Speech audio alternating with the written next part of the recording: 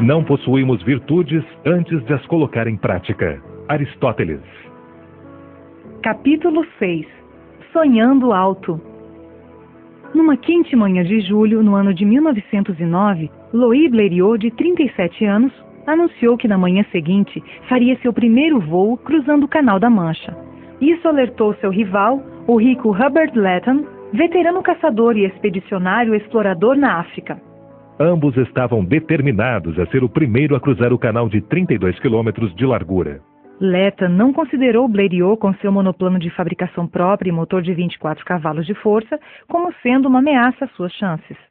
Afinal de contas, era ele o que possuía um avião novinho em folha, com todas as novidades em recursos e um mecânico só para conservá-lo nas melhores condições.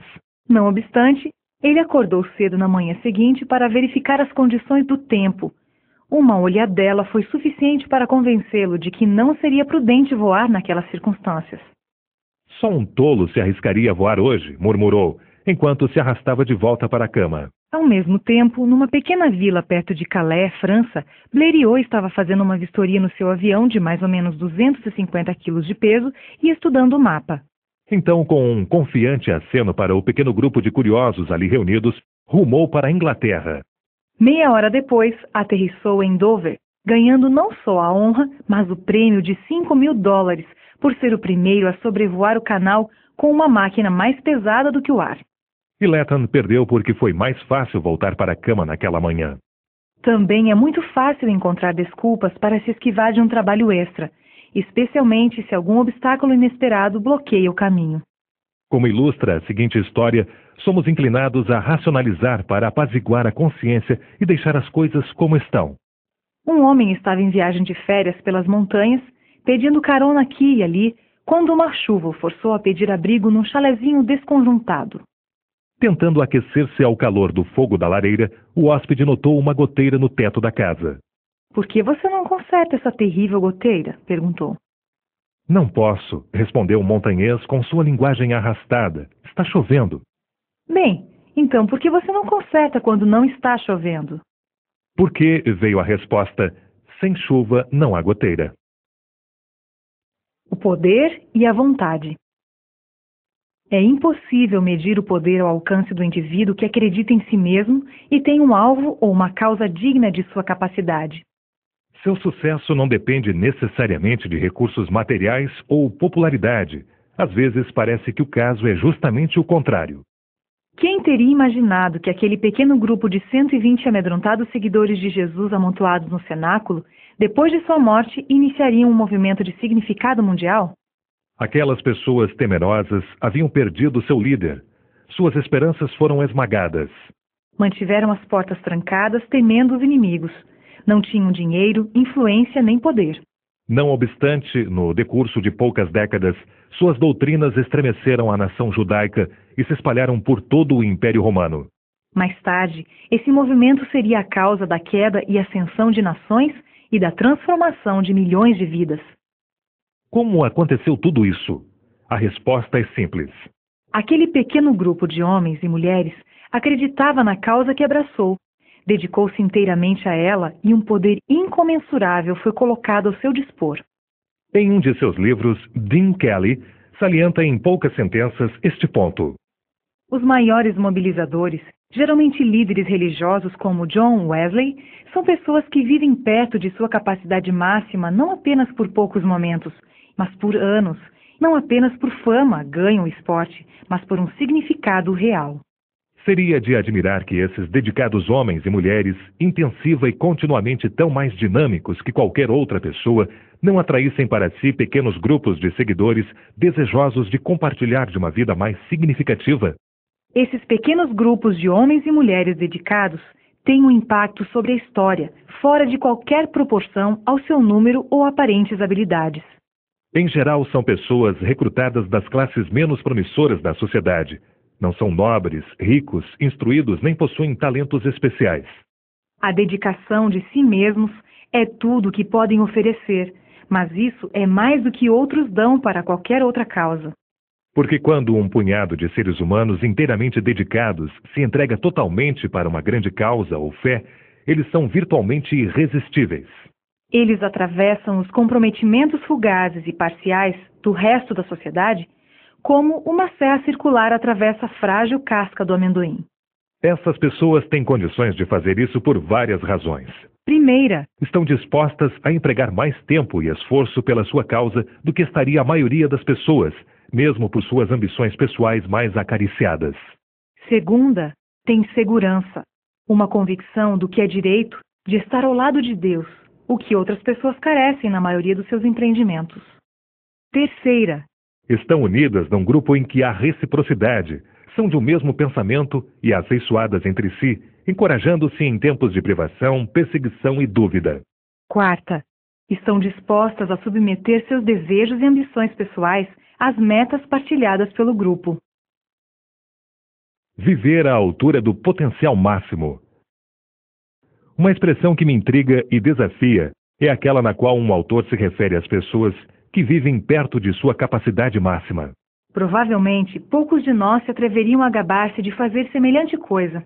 Mas deveríamos parar e considerar se estamos vivendo nossa vida de maneira plena. Numa visita à Inglaterra, li a história de um homem de Yorkshire chamado George Chambers.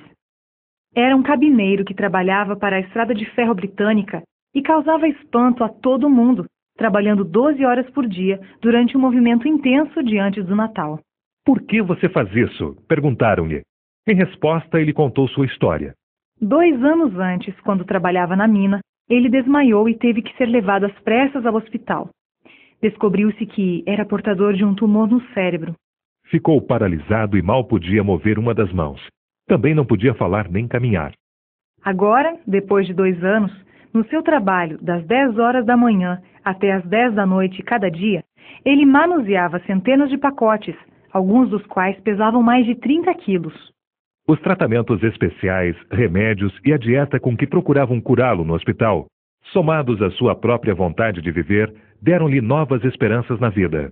No ponto mais crítico, os médicos haviam lhe dado apenas 24 horas de vida. Mas agora, depois de um completo exame médico, quando solicitou um emprego na estrada de ferro britânica, foi aceito sem problema. O próprio George disse o seguinte: Trabalhando além do horário? Deem-me mais tarefas. Trabalharei alegremente de graça. Cada dia para mim é algo maravilhoso. Nasci outra vez aos 52 anos. Segundo todas as probabilidades, eu não deveria estar aqui de maneira nenhuma. Foi-me dada uma segunda chance. E acreditem-me, é um bônus que pretendo aproveitar ao máximo. A vida não será suficientemente longa para mim, mesmo que chegue aos 100 anos. Não espero tão cedo retornar ao turno de 12 horas por dia. Só quando passar esse movimento por causa do Natal. Tantas pessoas me ajudaram que é um prazer poder prestar um serviço a alguém. Nesse caso, é a estrada de ferro e as pessoas que estão esperando estes pacotes para o Natal. A atividade da vida é algo muito sério e ninguém sai dela com vida. Que tal aproveitá-la ao máximo? Use seus olhos, escreveu Helen Keller, como se amanhã estivesse totalmente cego. Ouça a melodia das vozes, o canto de um pássaro, como se amanhã se tornasse surdo. Toque cada objeto como se amanhã seu tato falhasse. Sinta o aroma das flores. Prove cada bocado com satisfação, como se amanhã você perdesse os sentidos do olfato e do paladar. Dias melhores virão. Será que as desagradáveis experiências de hoje preenchem seus pensamentos e bloqueiam sua visão? Às vezes conseguimos enxergar além de uma tribulação momentânea, uma recente derrota ou um desapontamento. Mas depois de uma semana ou um mês, as coisas se apresentam sob uma luz bem diferente. Podemos até descobrir mais tarde que as mais duras experiências pelas quais passamos eram bênçãos disfarçadas. Eis aqui um pensamento para ponderar. A todos quantos estão buscando sentir a mão guiadora de Deus, o momento do maior desânimo é justamente aquele em que mais perto está o divino auxílio. Olharão para trás com reconhecimento a parte mais sombria do caminho que percorreram. Assim sabe o Senhor livrar da tentação os piedosos. 2 Pedro, capítulo 2, versículo 9. Ele os tirará de toda a tentação e de toda a prova, com mais firme fé e mais rica experiência. O ex-presidente dos Estados Unidos, Gerald Ford, expressou um pensamento semelhante em seu discurso por ocasião da formatura de seu filho no seminário teológico Gordon Conwell, em Massachusetts. Depois de mencionar que o fato de ter a responsabilidade da presidência tão repentinamente sobre seus ombros o levou a buscar força de um poder mais elevado, disse: Lembro-me precisamente bem quando, em setembro de 1974, apenas poucas semanas depois que assumi a presidência, Betty teve sua luta com o câncer. Foi durante esse tempo que alcançamos um entendimento muito mais profundo de nosso relacionamento pessoal com Jesus Cristo. Num tempo em que a fraqueza e a fragilidade humanas faziam parte de nossa vida, fomos capazes de ver claramente pela primeira vez o que Paulo quis dizer quando escreveu que a força de Cristo se aperfeiçoa na nossa fraqueza. O fato de termos passado por essa experiência nos deu melhores condições de dar conforto e esperança a outros em seus momentos de dor. Nada é tão ruim que não possa ser pior. E é nosso privilégio sempre ter a esperança de que as trevas desaparecerão e dias melhores virão. A lição que traz a fábula seguinte do caracol deveria nos encorajar. Num dia frio de fim de primavera, um caracol começou a subir numa cerejeira. Alguns pardais num carvalho próximo não puderam deixar de fazer chacota com o caracol. Finalmente, um deles voou para o pé de cereja e disse: Ei, você não sabe que ainda não há nenhuma cereja nesta árvore? O caracolzinho nem mesmo perdeu tempo para parar.